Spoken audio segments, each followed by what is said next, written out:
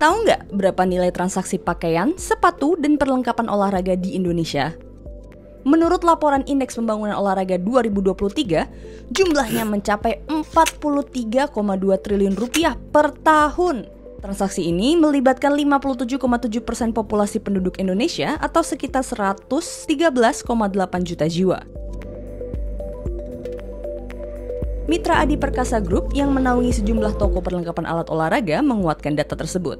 Menurut General Manager MAP Active, Panji Cakrasantana, penjualan aparel olahraga terutama sepatu lari meningkat pasca pandemi COVID-19. 2022 tercatat sebagai tahun dengan nilai transaksi tertinggi. Meski begitu, merek kenamaan internasional seperti Adidas, Nike, Puma, dan Reebok masih jadi pilihan utama ketimbang produk-produk lokal. Apakah brand lokal nggak mampu bersaing?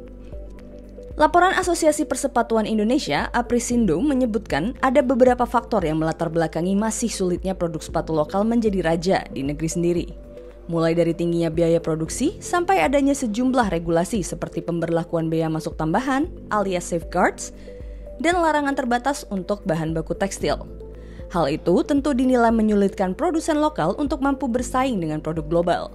Mulai dari komparasi kualitas produk, inovasi material dan teknologi, hingga tentang stigma negatif bahwa brand lokal meniru produk-produk internasional. Creative Director 910, Asep Hadian dan Yuda Mardika dari Ortus 8 nggak menampik anggapan-anggapan itu. Saya capek lah kalau dengarnya tuh mirip si A, mirip si B, mirip si D. Kita nanti akan udah mulai mengeluarkan namanya signature shop. Saat ini yang paling mahal adalah nanti yang HC Elite itu paling mahal. Karena memang secara komponnya super kritikal itu nggak ada di Indonesia. Itu harus di-develop di China. Paling mahal secara biayanya juga secara buat kontrol juga susah. Dari sisi manufacturer sebenarnya untuk bikin, kan dari tadi cerita Mike Trees gitu, dia bikin dari wood mold, terus baru kita bikin plastik kayak gitu kan. Apa harga wood mold tuh semahal itu sebenarnya? Pasti mahal. Dan belum tentu berhasil loh. Jadi segitu sacrifice-nya Ortus untuk menciptakan produk yang sesuai sama pasaran. Segudang tantangan memang dihadapi oleh para pelaku industri ini, tapi potensi pasar yang semakin besar ada di depan mata. Berbagai riset menyebutkan pandemi COVID-19 membuat olahraga luar ruangan termasuk lari semakin populer. Yang terbaru, Year in Sport Trend Report 2024 dari Strava mencatat partisipasi dalam klub lari di seluruh dunia naik 59%. Sementara di Indonesia jumlahnya meningkat sampai 83%. Peningkatan itu juga berbanding lurus dengan semakin banyaknya ajang lari multikategori yang digelar. Dikutip dari kalenderlari.com dan lariku.info, sepanjang 2024 total ada 585 event lari di seluruh Indonesia. Jumlah ini alami peningkatan sebesar 8,74% dari tahun 2023. Fakta-fakta itu sedikit banyak jadi pemantik bermunculannya brand-brand lokal. Bukan cuma jenama baru, nggak sedikit juga produsen aparel dalam negeri yang udah malang melintang di industri banting setir untuk fokus membuat produk khusus pelari alias produk performance. Hal yang sama dilakukan para pemain lama seperti Spikes yang sudah memproduksi alas kaki sejak 1968. Bermula dari produk sandal, kemudian sepatu sepak bola dan futsal, kini Spikes juga punya beberapa seri sepatu lari yang digarap makin serius. Begitu juga dengan sepatu berlogo elang yang sudah ada sejak tahun 1986 Eagle. Brand ini mulai merambah produksi alas kaki untuk olahraga lari. Gak cuman riding the wave, sejumlah produsen sepatu lari lokal mulai serius menggarap segmen performance dengan teknologi plat karbon. Seperti Ortus 8, merilis seri solar Super Shoes dengan lisensi resmi dari World Athletics. Kolaborasi antara Mas Andi Wibowo sebagai triatlet dan Ortus dari tim development bisa menciptakan produk yang bagus banget. Itu gue bangga banget sih, karena itu heboh banget ya waktu itu. Sepatu Super Shoes, beratnya di bawah 200 gram, harganya 2 juta untuk brand lokal dan menggunakan material yang Pebax yang sudah biasa digunakan oleh brand-brand luar sana. Dan direview juga oleh banyak-banyak reviewer luar negeri. Dan mereka impress juga dengan produknya. Jadi seperti mimpi ya. Racing itu identik dengan plate. Nah, untuk yang kalau sampai saat ini kita masih punya 2 kategori ya, yang S Pro yang secara stiffness itu lebih fleksibel. Lebih fleksibel artinya ini sepatu ini cocok buat all pace ya. Pace-nya yang slow, medium, sama fast masih oke. Nah kemudian kita baru rilis namanya Skechers Ekiden Pro. Secara plate kita pakai yang medium stiff. Jadi itu lebih ke fast surface, kurang enak nih kalau dipakai buat slow pace. Kita lagi mau PD, udah waktunya nih Nintendo harus mengeluarkan namanya signature-nya Nintendo seperti apa. Jadi pada saat kita bikin pricing, kita akan lihat head to head dengan material yang digunakan sama brand global. Nah, yang ngasilin ini nanti midsole-nya dua-duanya akan pakai super critical foam dengan injection namanya nitrogen infused kayak gitulah. Jadi bisa dilihat di Nitro, ada lagi Brooks, apalah gitu ya. Pricingnya kalau nggak salah di 3,5-4 juta somewhere lah kayak gitulah. Jadi kita akan jualnya di atas 2 juta sih. Itu kan bukan buat jualan, lebih ke statement. Ya, bukan hanya soal kompetisi bisnis semata. Pertumbuhan merek olahraga lokal adalah sebuah pernyataan lantang soal nasionalisme dan kebanggaan budaya. Lokal tuh sekarang udah bagus-bagus banget ya. Nggak nyangka dari bahan, segi kualitas dan lain-lain itu bagus dengan harganya yang bersaing banget. Kenapa harus pakai brand yang lebih mahal kalau memang brand yang sekarang yang di lokal ini bagus semua dan bersaing gitu loh. Di ranah aparel lokal ada beberapa nama yang mulai dikenal luas. Salah satunya Giat. Brand pendatang baru ini memadukan inovasi material dengan semangat komunitas olahraga kasual. Karena dia bahannya quick dry light jersey. Udah gitu dia ini ada UV protectionnya juga. Tapi gramasinya sih cukup ringan. Karena dia 120 GSM. Nah, satu lagi yang ini. Ini kita bikinnya bahannya itu pakai drop needle. Jadi ini kalau untuk yang olahraga casual exerciser tuh cocoknya di lari-lari santai lah, 5K, 10K gitu. Sepedahan juga bisa, soalnya kan dia long sleeve. Cuman kayaknya sih kalau untuk yang jarak jauh, kayaknya nih bahan bakal cepet panas sih.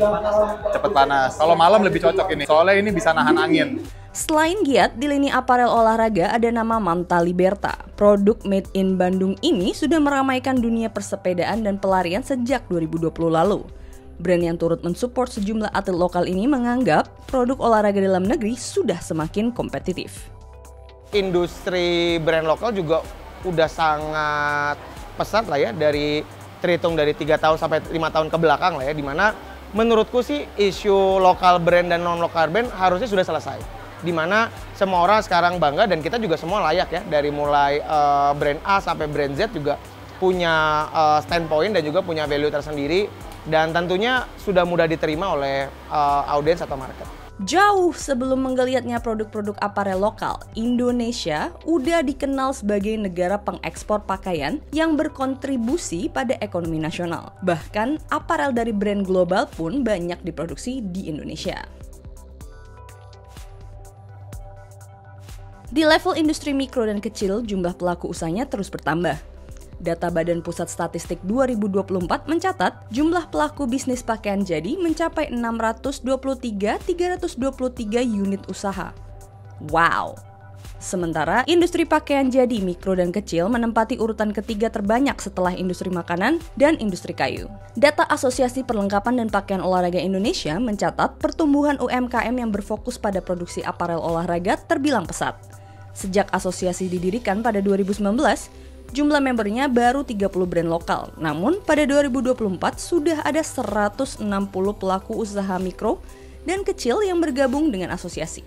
Sekjen Asosiasi Perlengkapan dan Pakaian Olahraga Indonesia, William Socrates, menyebut jumlah itu jauh lebih sedikit dengan jumlah real di lapangan. Meski demikian, dari data asosiasinya dapat tergambarkan betapa besar prospektif industri pakaian olahraga tanah air. Dari data yang kami peroleh, perputaran rata-rata tiap brand UMKM para olahraga ini sebanyak 150 juta sebulan. Dan dari jumlah member yang kami tahu, terdapat perputaran sebanyak 24 miliar per bulannya. Dari identifikasi kami dari brand UMKM lain yang belum bergabung, jadi terdapat sekitar 85 miliar rupiah per putaran dari bisnis peralatan dan pakaian olahraga, khususnya UMKM di Indonesia. Kapasitas produksi rata-rata member UMKM pakaian peralatan olahraga itu sekitar 1.000 sampai 2.000 pieces setiap bulan ya. Jadi ada yang memang sekali ya, dan sangat kecil, mungkin diawali di 500 bisnis per bulan sampai dengan yang skalanya menengah sekitar 100.000 sampai 2.000 bisnis per bulan. Ini berbeda dengan beberapa brand besar yang tentunya kapital besar yang tentunya memiliki penjualan sampai dengan puluhan ribu atau ratusan ribu tiap bulannya. Meski menunjukkan progres dari sisi produksi dan penjualan, para pelaku industri pakaian olahraga terutama dengan kapasitas kecil kerap menghadapi masalah klasik. Banyak sekali para pelaku yang tidak mendapatkan bahan baku yang berkualitas tinggi. Meskipun memang sudah ada kain yang terutama yang bisa diperoleh di pasaran, tapi untuk pelaku-pelaku kecil, pelaku UMKM, untuk minimum order itu sangat tidak bisa melengkapi permintaan dari para produsen. Akibatnya banyak para produsen yang tekstil di mana memproduksi kain polyester ini melakukan ekspor ke luar negeri yang mana barang-barangnya pastinya berkualitas, tidak seperti yang banyak diserap di pasar lokal karena mereka memperoleh kain-kain yang mungkin seadanya, yang mungkin kualitasnya tidak cukup baik, tidak bisa compete dengan brand-brand global yang sudah kita tahu. Dengan teknologi baru, strategi pemasaran dan kolaborasi global, brand lokal sejatinya sedang bersiap untuk babak berikutnya. Dari produk inovatif hingga event internasional, perjalanan mereka baru dimulai. Analisis dari Statista memprediksi pendapatan dari sektor aparel dan sepatu olahraga akan naik 5-10% pada periode 2025 hingga 2029 mendatang.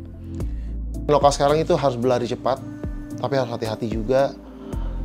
Ya kita harus siap. Jadi mau nggak mau kita harus relevan dengan perkembangan zaman gitu. Jadi ya memang harus siap dan dari hulu ke hilir tadi. Siapa tahu, mungkin dalam beberapa tahun ke depan dunia akan menyebut nama Adidas dan Nike bersanding dengan mantel Liberta atau Ortus 8.